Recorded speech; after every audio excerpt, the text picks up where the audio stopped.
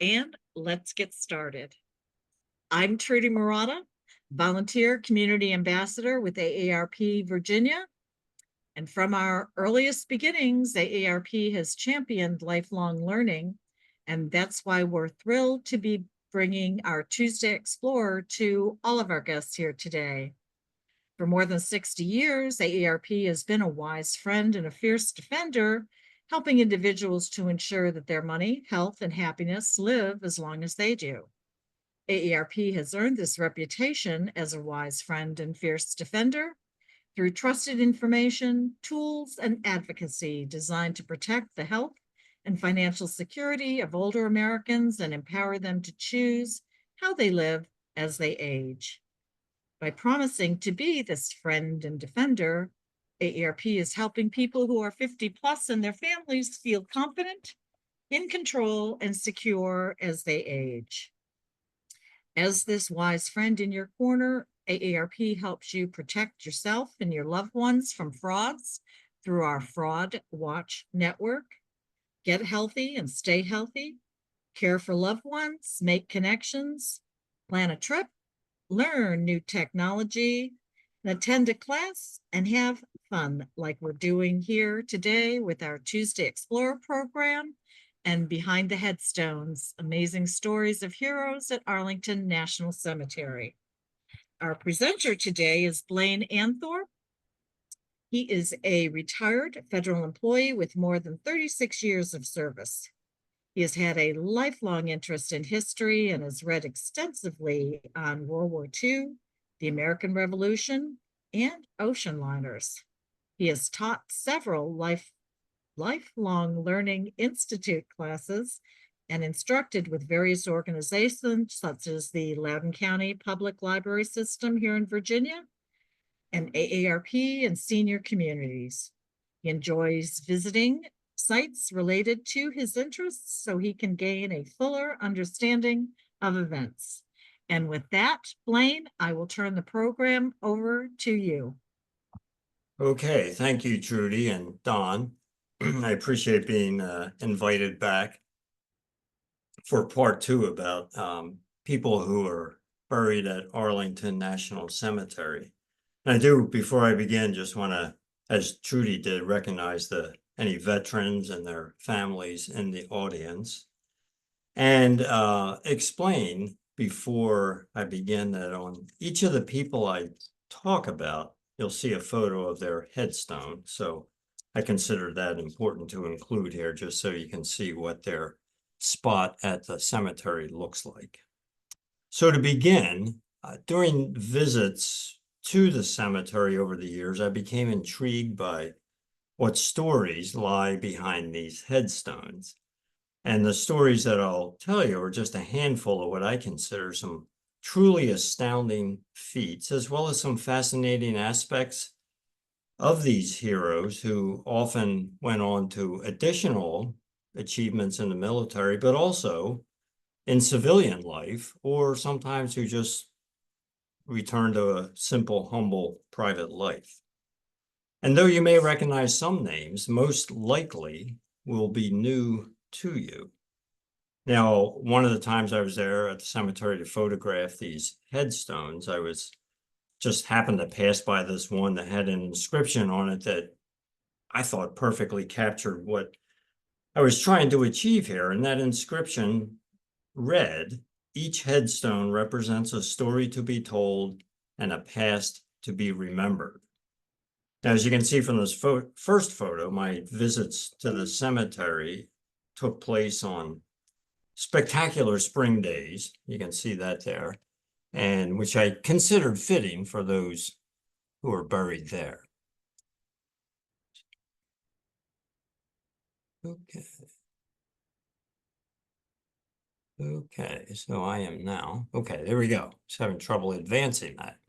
Okay, so the first person I'll talk about is Dudley Morton, who was one of the most daring and successful submarine commanders during World War II. Now, Morton showed his aggressive leadership when he told his crew, and he commanded the submarine USS Wahoo, and he told his crew Wahoo is expendable. We will take every reasonable precaution, but our mission is to sink enemy shipping.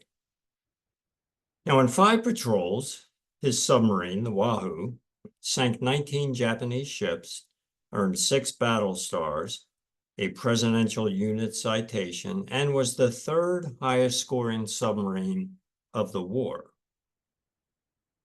And Wahoo also had the distinction of being the first U.S. submarine to penetrate an enemy harbor.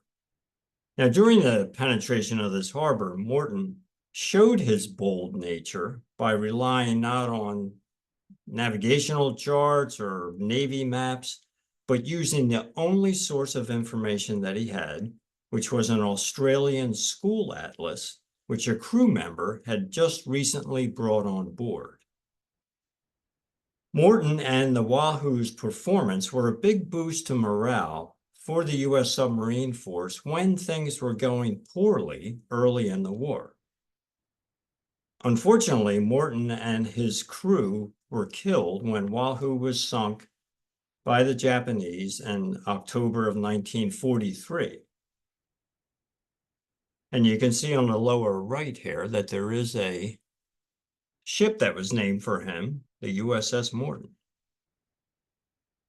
And if you look at his headstone here, above his name it says in memory of, and at the cemetery that's known as a memorial headstone, which is when the body is not recovered. So in this case, Morton's was not recovered.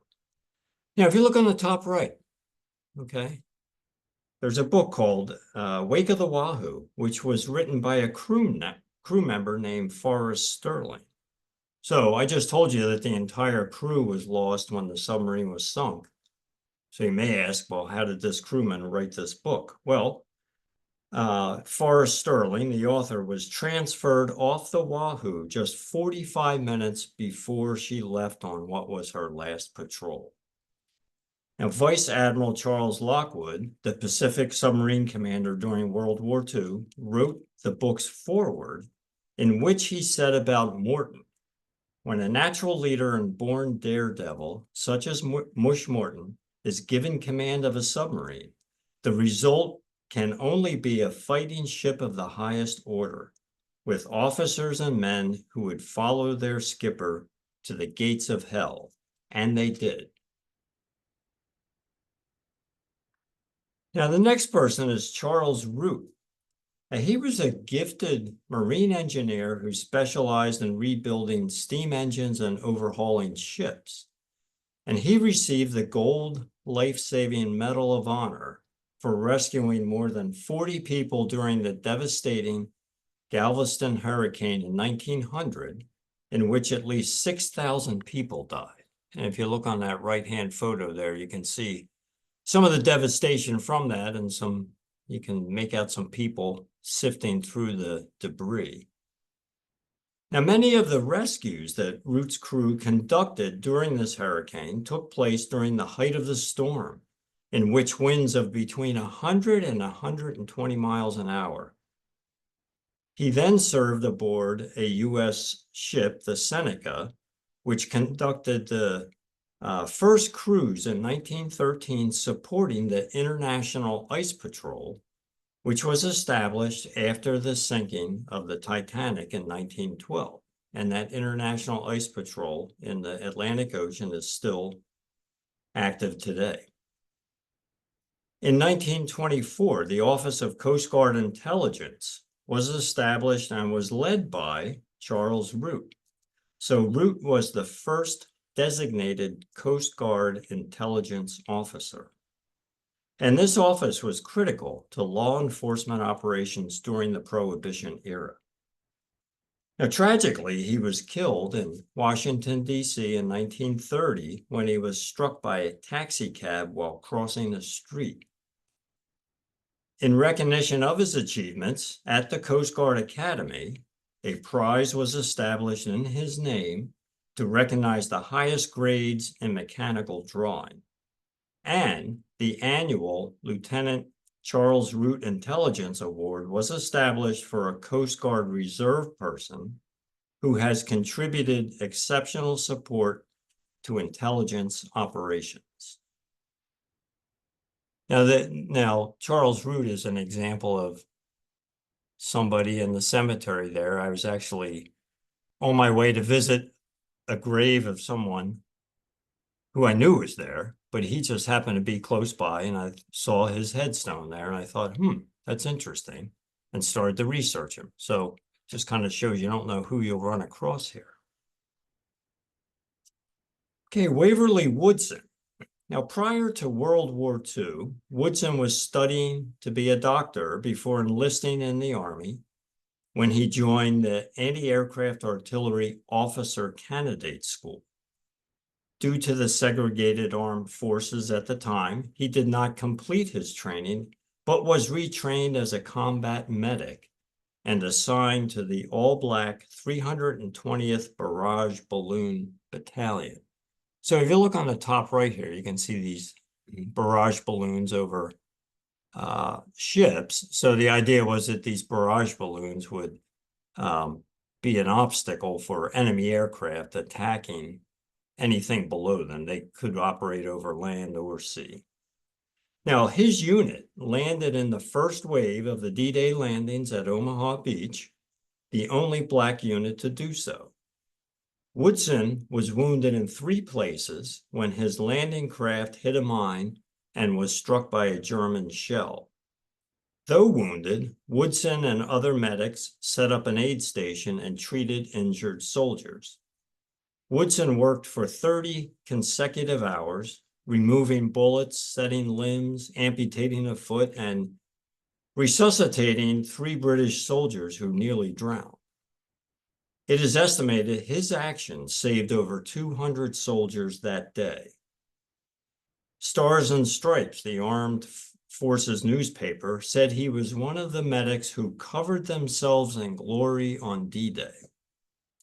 His commanding officer recommended Woodson for the Distinguished Service Cross, and his unit's general, so the next level up, recommended the Medal of Honor.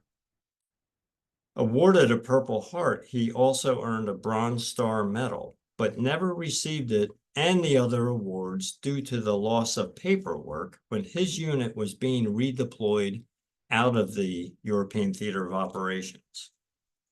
Now, earning a degree in biology, Woodson ran the morgue at the Army's Walter Reed Hospital during the Korean War. After leaving the Army, he supervised operating rooms and performed post-operative procedures for open heart surgery at Bethesda Naval Hospital.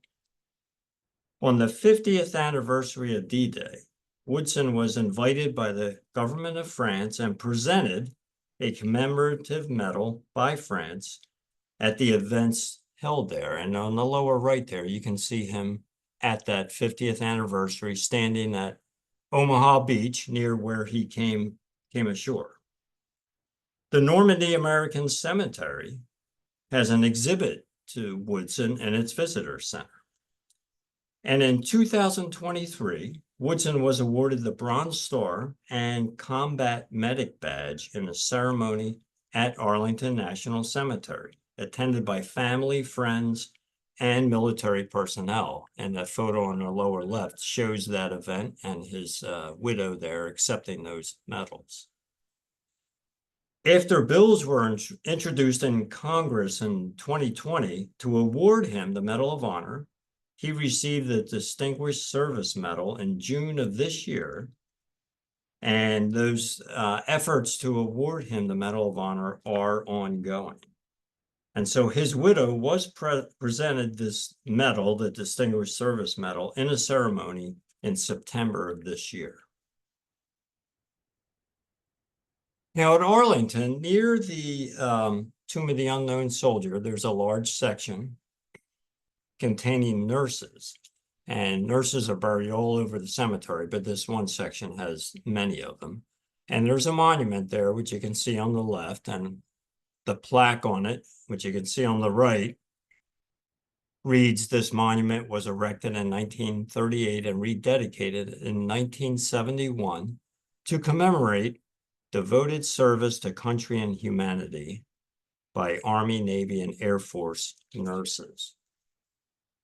So one of those people we'll talk about here is Anita McGee. And her early life offered her many educational opportunities.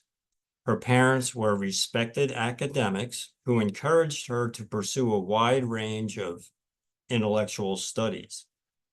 She attended medical school at Columbia University, which is now George Washington University in DC, graduating in 1892 and operating a private practice. So unusual for that time for a woman doctor to have a private practice.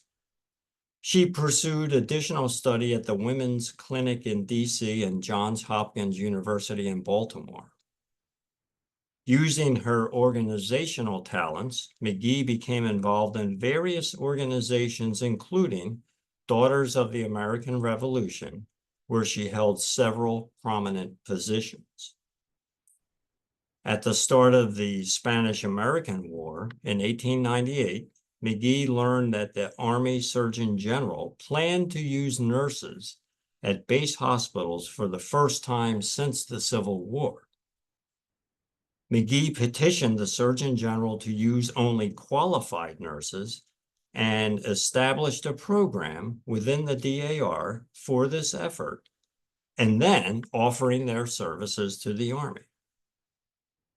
Having assembled 1,600 qualified nurses, McGee was appointed acting Assistant Surgeon General of the U.S. Army for the entire war, and she became the only woman authorized to wear an Army uniform. After the war, she drafted the legislation that established the U.S. Army Nurse Corps and assisted the Navy in establishing its own nursing corps. After helping to found the Society of Spanish-American War Nurses, she offered its services to Japan during the Russo-Japanese War in 1904. Spending 6 months in Japan, she was awarded the rank of an Army officer and the Imperial Order of the Sacred Crown. And you can see in this photo on the right, her sitting in the middle there, above the arrow, with some of her Japanese colleagues.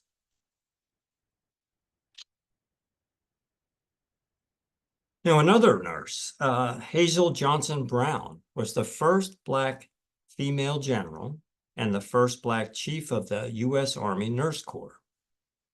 From her youth, she wanted to be a nurse and worked hard toward that goal. However, applying to the Westchester School of Nursing, she was rejected due to her race.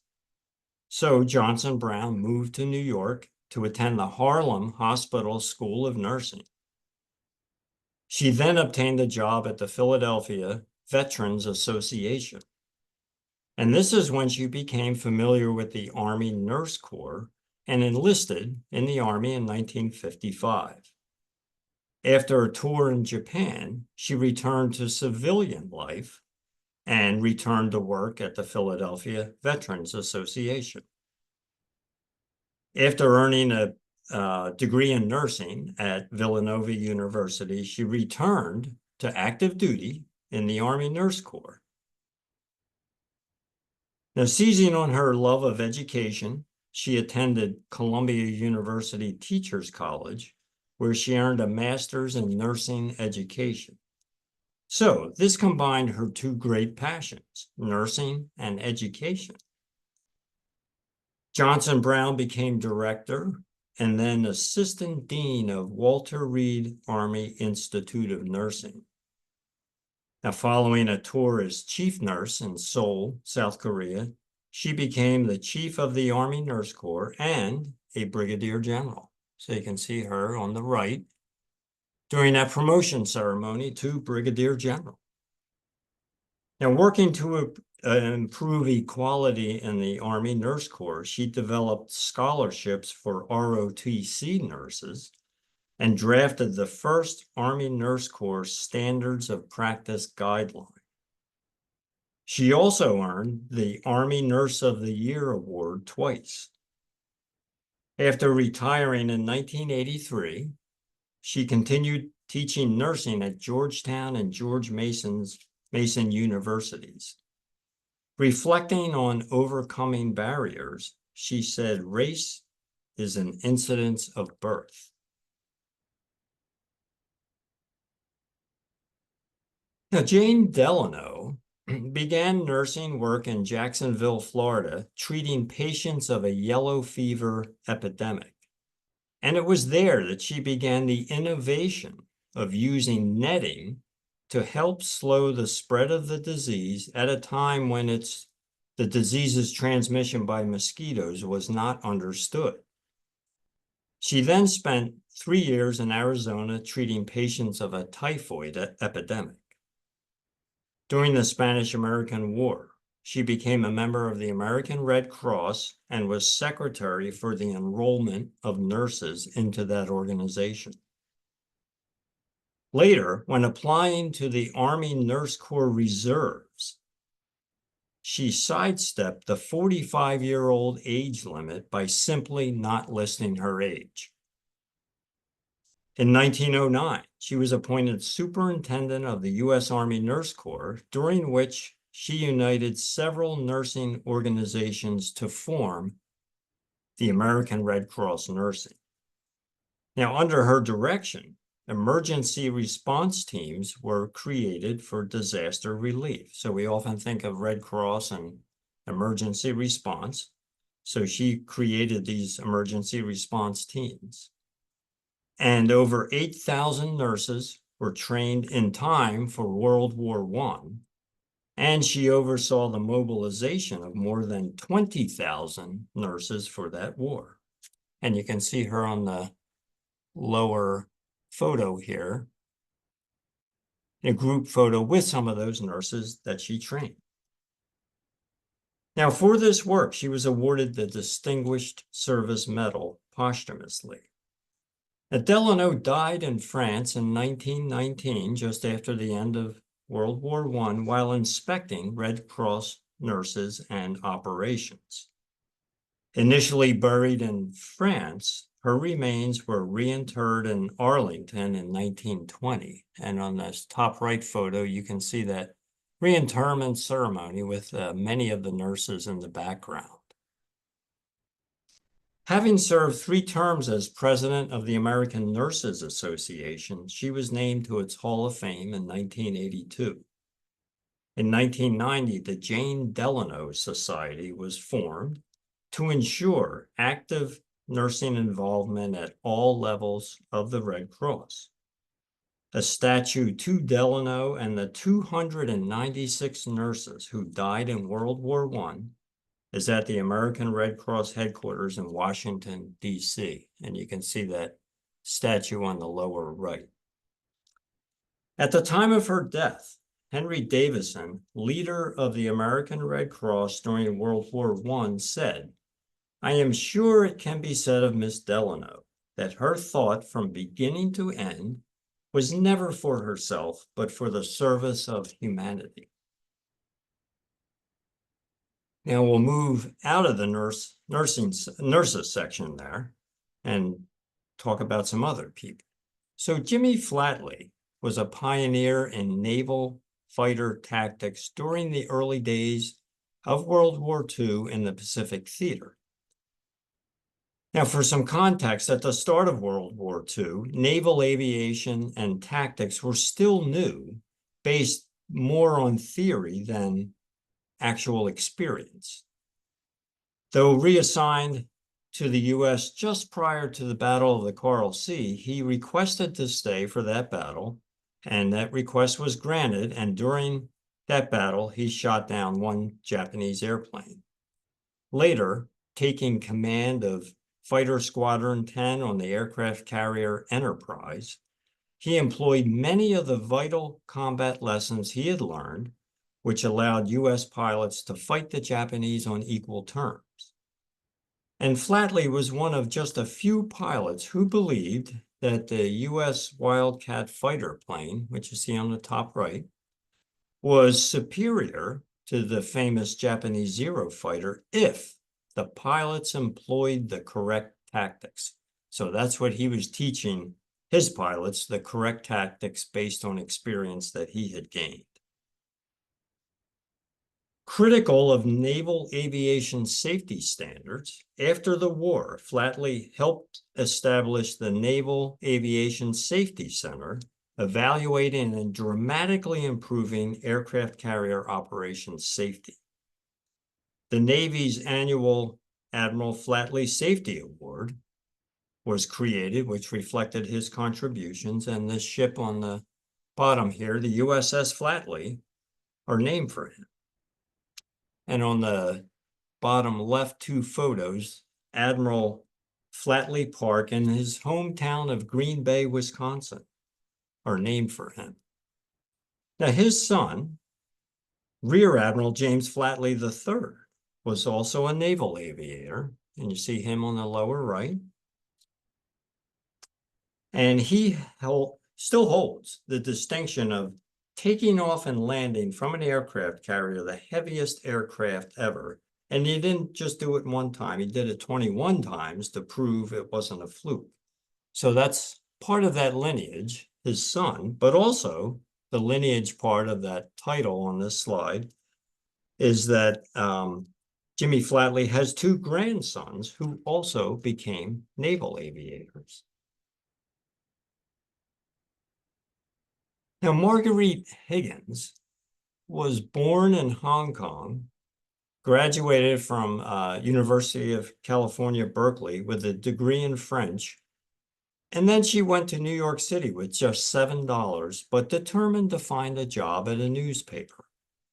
While waiting to hear about a job at the New York Herald Tribune, she began a master's program at the Columbia University School of Journalism.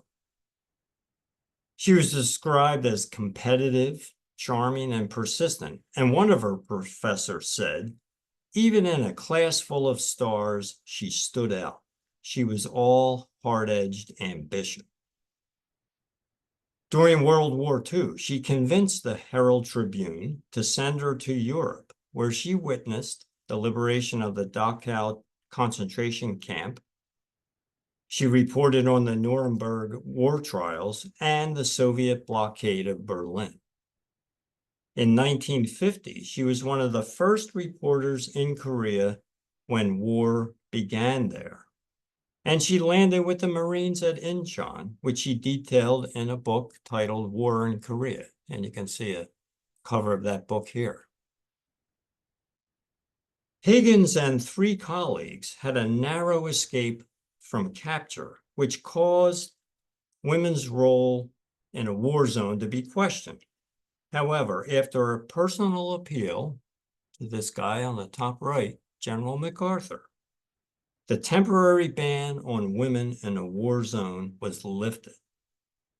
After this major breakthrough, Higgins shared the Pulitzer Prize for international reporting with 5 male colleagues. Covering foreign affairs, Higgins established and became chief of the Tribune's Moscow bureau and was the first American reporter allowed into the Soviet Union after Stalin's death.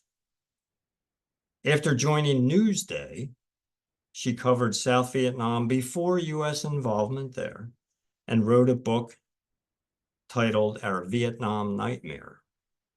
In 1952, she married William Hall, an Air Force general, which is why she is buried in Arlington. And if you look at her headstone there, you see that's actually the backside of the headstone, but it says his wife. So she's there because she's the spouse of a military person, although she obviously dealt a great deal with the military. Now, while in Vietnam, she contracted a disease which led to her death, and she was only about 45 years old when she passed away. Now, in 2002, a postage stamp was issued for her, which you can see on the lower right. In 2010, she was awarded the South Korea National Medal.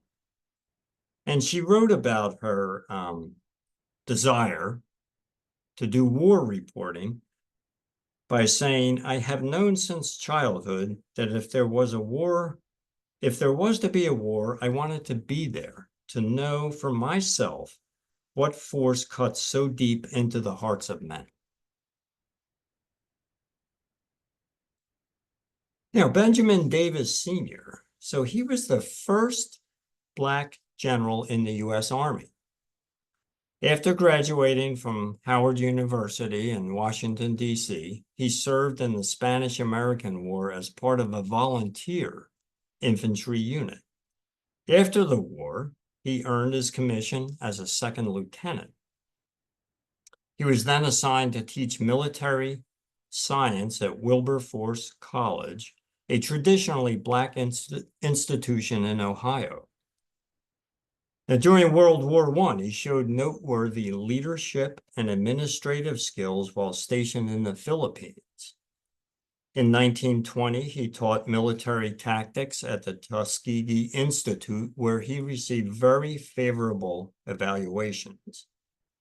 The command of various National Guard units enabled several advances in rank.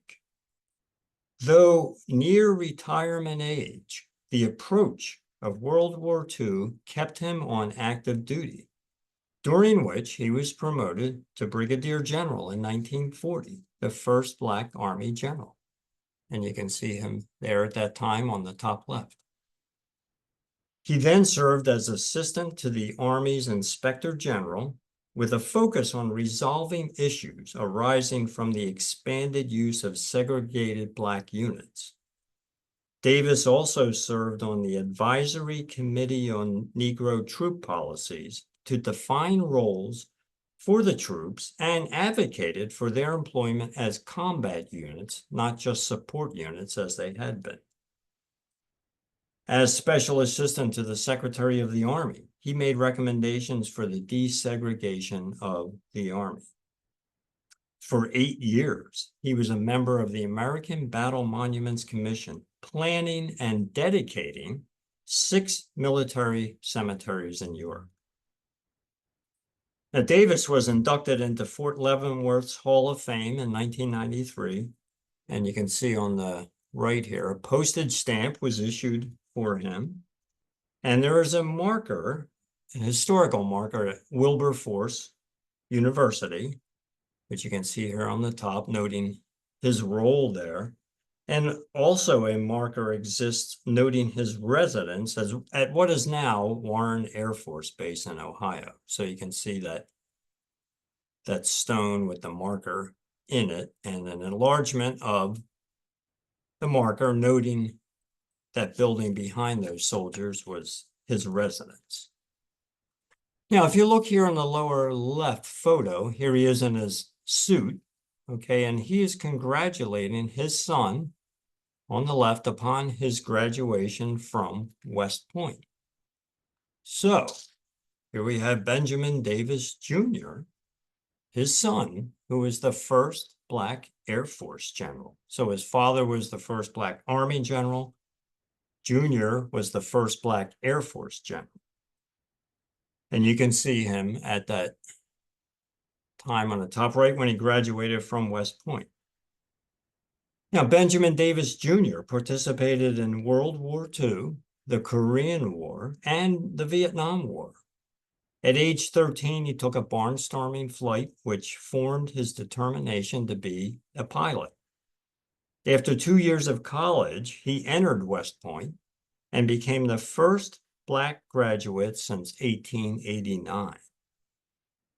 In 1937, he was assigned to teach military tactics at Tuskegee Institute, just as his father had been. Now, part of the school's first class of aviation cadets, Davis and 4 others became the first Black fighter pilots in the U.S. military. And you can see him at that time on these 2 photos on the lower left. Now, Davis commanded the 99th Pursuit Squadron, the first all-Black air unit, which participated in the fighting in North Africa and Italy during World War II. Davis later took command of the 332nd Fighter Group, the famous Red Tails of Tuskegee Airmen, which produced an outstanding combat record. And for those of you who tuned in on Tuesday, I talked about the Tuskegee Airman Charles McGee So Charles McGee actually was under the command of Benjamin Davis Jr. in that 332nd Fighter Group. Davis helped draft the Air Force's plan to implement the racial integration of the U.S. military. Now, before serving in combat in the Korean War, he helped draft the plan creating the Air Force's Thunderbird Flight Demonstration Team. Later serving in high-level staffing positions in Germany, South Korea, and the Philippines, he was promoted to Brigadier General, becoming the first Black Air Force general. And you can see that taking place on the lower right. Retiring in 1970, he was promoted to four-star general in 1998. So, quite a career, but he wasn't finished because in retirement, he led the Civil Aviation Security Program, was an assistant secretary at the Department of Transportation, and like his father, served on the American Battle Monuments Commission. Okay, so I said early on, most names you probably won't know. A lot of people will recognize this name, Lee Marvin. He was named for Civil War General Robert Lee, who was his first cousin 4 times removed. As a child, Marvin suffered from dyslexia and ADHD.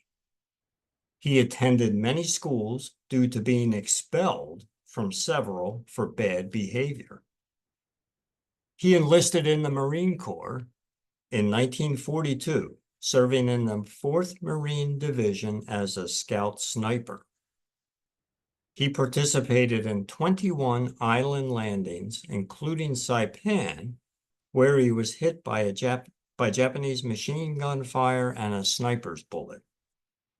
After more than a year of medical treatment, he was discharged as a private first class. However, he had held the higher rank of corporal, but was demoted due to bad behavior. His first acting role came when he was simply working at a theater, but was asked to replace an ill actor. He then used the GI Bill to study acting at the American Theater Wing in New York. Following theater and TV acting, his first movie role was a military-themed movie titled You're in the Navy Now, which also debuted actors and veterans Charles Bronson and Jack Warden. And other military movies include The Caine Mutiny, The Dirty Dozen movies, and The Big Red One. Now, he declined the role of Quint in the movie Jaws, saying, "What would I tell my fishing friends who'd see me come off as a hero against a dummy shark?" And he later stated, "I claim the Marine Corps taught me how to act. I acted every day in the service. If they asked me if I was anxious to get out there and kill the enemy, I answered that I was." Now, John Bulkley was the most famous PT boat sailor during World War II. He was the public face of PT boats and was the equivalent of a celebrity in that line of service, becoming a national hero. And you can see an example of the PT boats on the lower left. He advocated hard with the Navy for a role for these boats, knowing they could figure significantly in a war. And he developed many of the tactics used by the boats during World War II.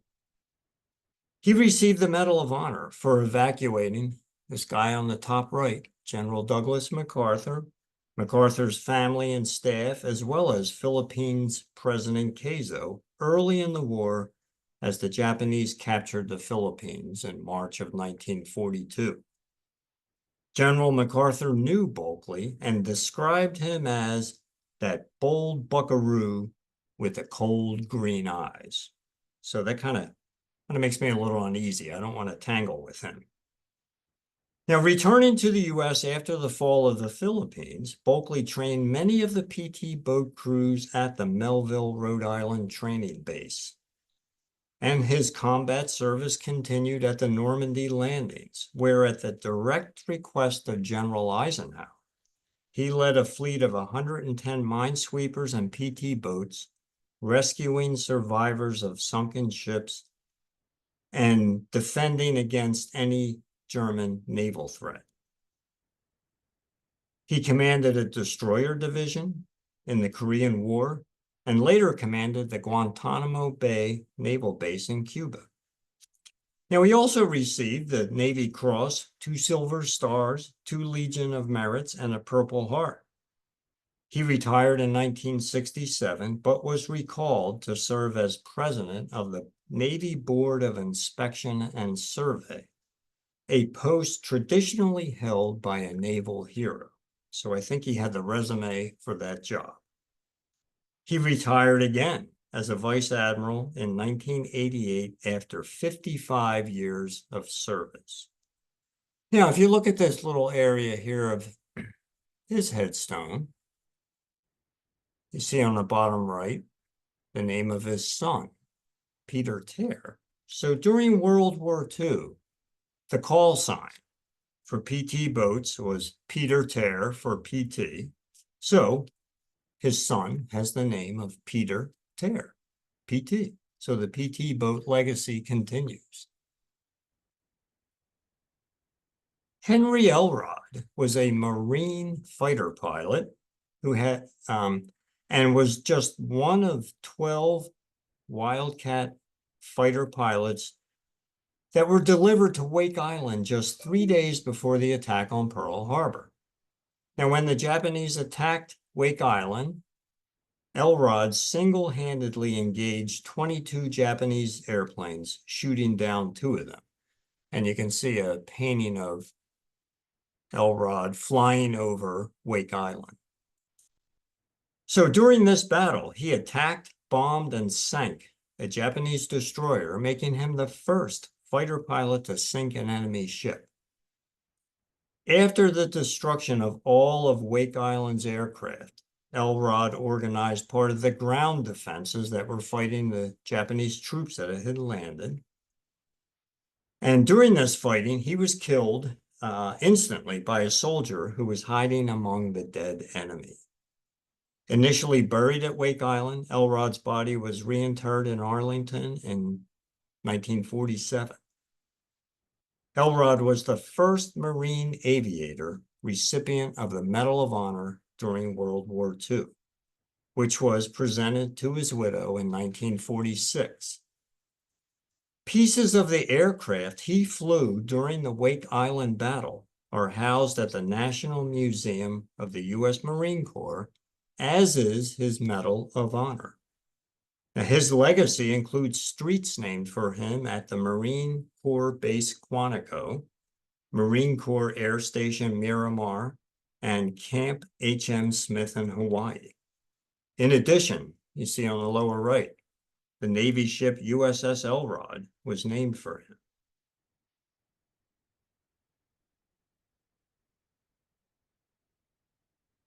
Now, Lee Archer, a Tuskegee Airman, was a member of the 332nd Fighter Group based in Italy during World War II. So I've mentioned that fighter group a couple of times. Benjamin Davis Jr. commanded it, and one of the people I spoke about Tuesday was part of it, and here we have another person who belonged to that group. While a student at NYU, New York University, he enlisted in the Army Air Corps in early 1941 before the U.S. was involved in the war. Due to segregation of the armed forces, he was rejected for pilot training, but reapplied when the Tuskegee Airmen were formed in June 1941, again before the U.S. was in the war. A natural pilot, he graduated #1 in his class and was commissioned a lieutenant. Flying 3 different types of fighters, Archer and his wingman, Captain Wendell Pruitt, formed a strong team, becoming known as the Gruesome Twosome. And so you can see Archer here in these photos on the left during World War II. On October 12, 1944, he shot down 3 enemy fighters in about 10 minutes and later achieved the status of ace, which is 5 aircraft shot down by downing 2 more German aircraft. By the end of World War II, Archer had flown 169 combat missions, when most pilots flew about 50. He said, "I never thought about air-to-air combat as a big problem. I looked for it."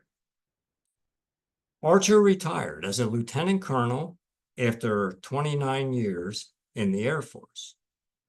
So, as if that wasn't enough, he then became, in civilian life, Vice President for Urban Affairs at General Foods, CEO of Vanguard Capital Corporation, a member of the board of directors of Beatrice International Foods, and later formed the venture capital firm Archer Asset Management. Now, he earned the Distinguished Flying Cross, the Air Medal, a Commendation Medal, and citations from Presidents Eisenhower, Kennedy, and Johnson. And in 2007, he was awarded the Congressional Gold Medal by President Bush.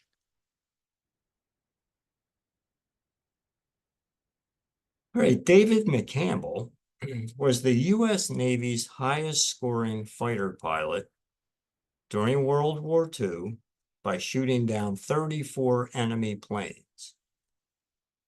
Rejected by the Army due to poor eyesight, he earned his Naval Aviator wings in 1934. So I don't know if his vision suddenly improved or if the Army standards were too high.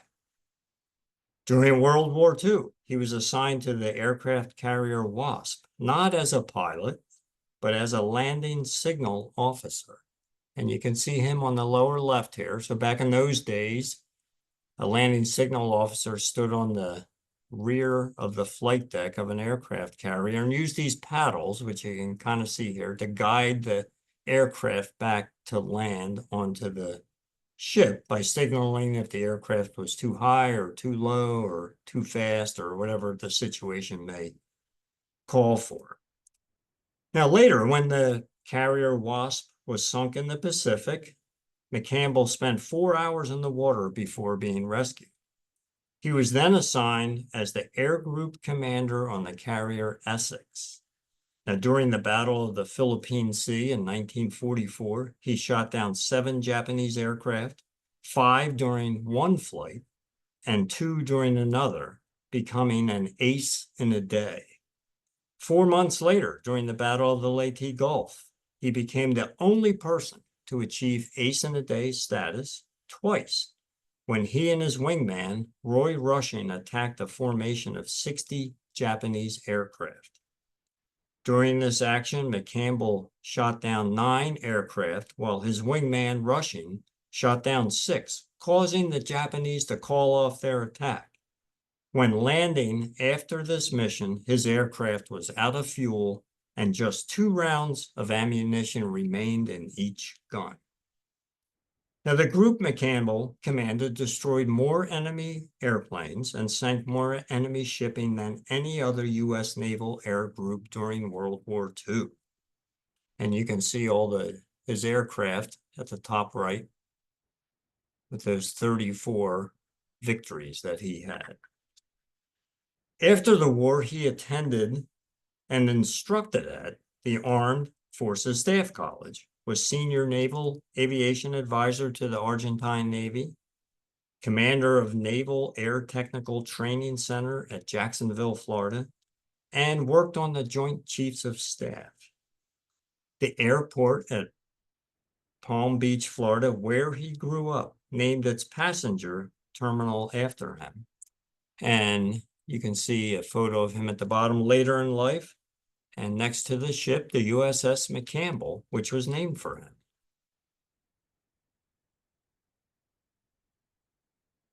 Now, Jay Zemer graduated from MIT, after which he enlisted in the Army to become a pilot during World War II.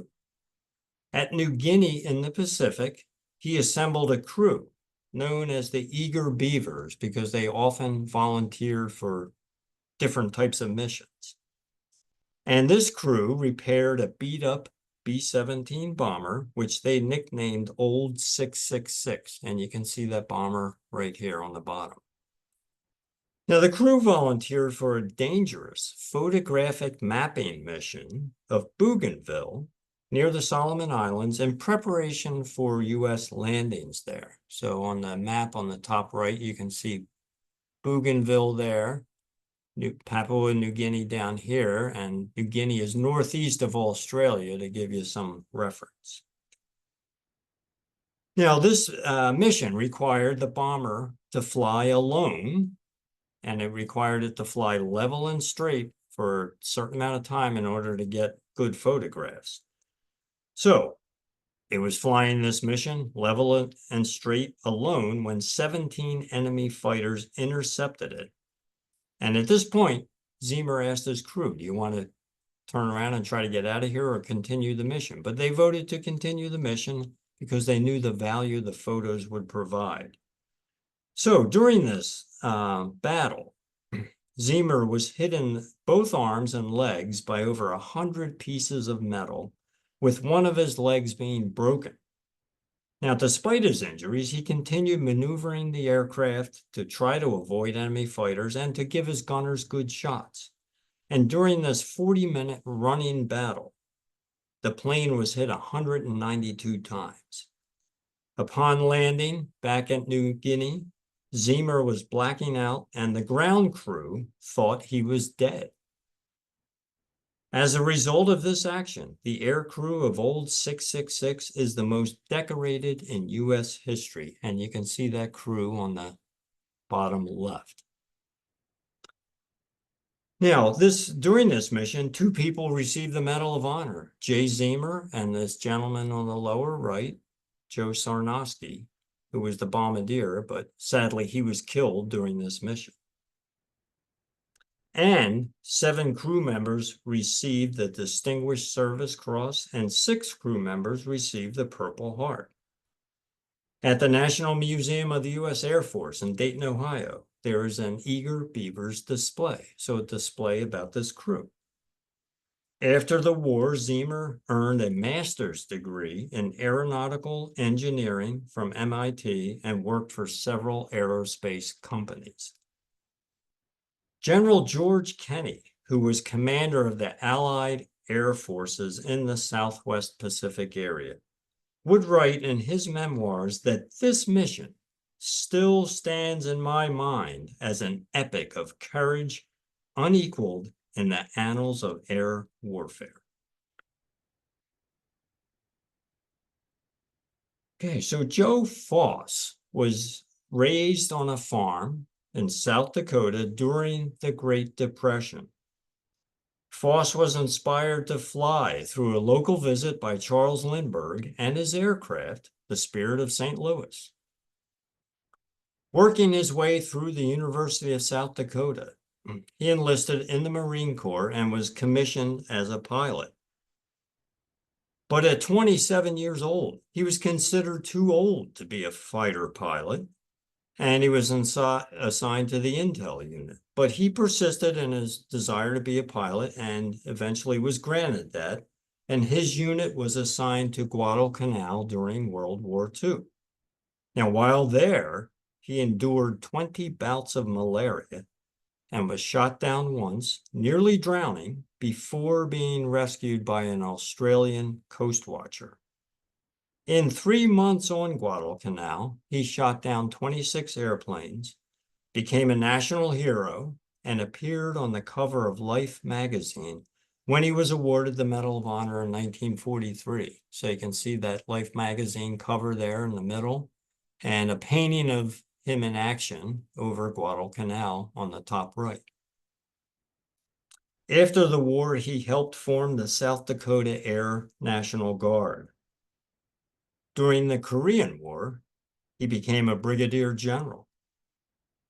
In 1955, at age 39, he became the youngest governor of South Dakota, serving 2 terms. And on the lower left there, you can see a campaign button from that time. In 1959, Joe Foss became commissioner of the new American Football League. And being foresighted and a bit of a visionary, he made lucrative TV deals. And so you can see here Foss there during the American Football League days, which eventually became, those teams were moved over to the NFL. And so that is now the American Football Conference. An avid outdoorsman, he hosted two different TV shows, The American Sportsman and The Outdoorsman. Foss then became Director of Public Affairs for KLM Royal Dutch Airlines and became President of the National Rifle Association. He was involved in many philanthropic causes, often focusing on children.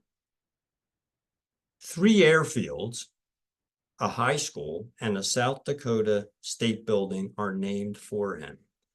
And on the lower right, you can see him there later in life in front of the type of plane he flew, that Wildcat fighter, during the Guadalcanal campaign.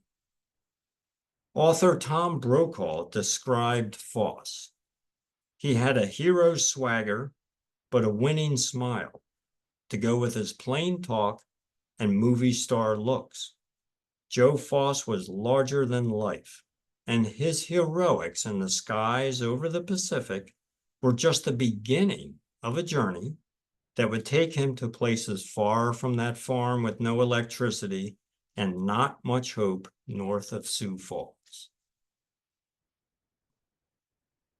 Right, so you have heard the stories of just a few of the heroes buried at Arlington National Cemetery. And these people displayed many characteristics, such as bravery, leadership, creativity, dedication, and honor. Though most of the stories I've described are 70 to 100 years old, they still astound due to the achievements they tell.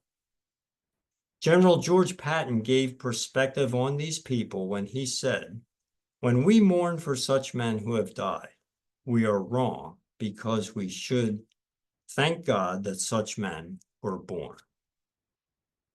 So that's the end of my slides. And if anybody has any questions, I'd be happy to attempt to answer them.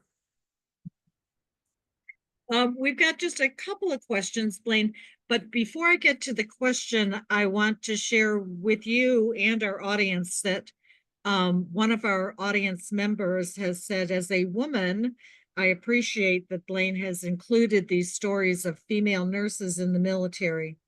Too many veterans in general don't get their stories told or the recognition and appreciation they deserve, and women in the armed forces even less so.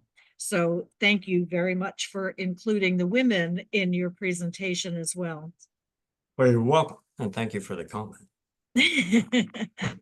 One question we had was, why are some of the headstones a different style than the traditional white stones that we see in the rows? Well, that's so what you see here on this photo is the kind of what, if you want to call it, the government issue headstone, but it's really up to the family what kind of headstone they want to have. So that Charles Root, who was the Coast Guard person, the Galveston hurricane, he had a big one. There's all sorts of different ones if you wander through there enough. Like the Civil War era, there's some really different types of ones and elaborate ones, but it ultimately comes down to the family deciding what they would like to have. What is required for someone to be buried at Arlington, and are spouses automatically included? Well, that the requirements have been changing quite a bit recently due to space constraints. And so they have a something called the Millennial Project, where they're expanding the cemetery. And they're adding about 27,000 spaces. And if I remember correctly, there's about 17 or 18,000 of those are, the majority of them are columbarium type spaces, with the balance of them being in-ground burial spaces. So that's being built now. But because of the space issues, they've modified the requirements over the years, or kind of restricted them. So it used to be spouses were automatically included. I am not sure if they still are. I believe they are. But some of the requirements that they've changed is, a very controversial one lately is, which has not been finalized, but whether just veterans can go in there. So they're trying to, I guess, provide more detail as to, I don't know if it's a certain number of years somebody has to serve.